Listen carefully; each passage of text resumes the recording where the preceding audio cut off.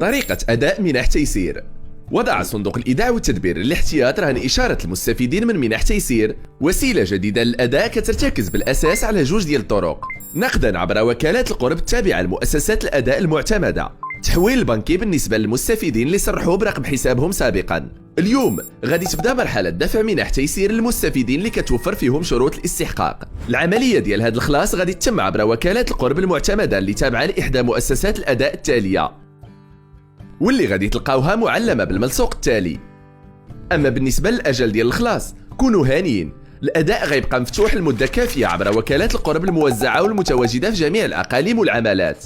ما تحتاجش مازال تشد الصف لمدة طويلة، يمكن لك توجه لأي وكالة أخرى أو ترجع من بعد.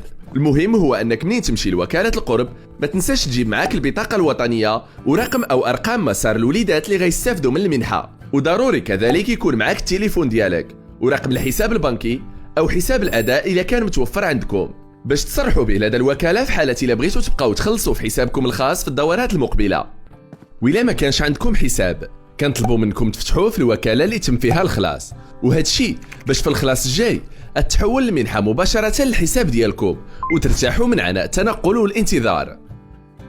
أما بالنسبة للمستفيدين اللي عندهم حساب الأداء أو حساب بنكي واللي فايت لهم صرحوا به قبل هاد الدورة ديال الأداء، غادي يتوصلوا بالمنحة ديالهم في الحسابات ديالهم. وإلا كان أي إشكال في عملية الأداء ولا بغيتوا شي استفسار خاصكم توجهوا شكايتكم أو طلب معلومات عن طريق منصة تيسير تيسير.cdgprevoyance.ma وغادي يتم التواصل معكم.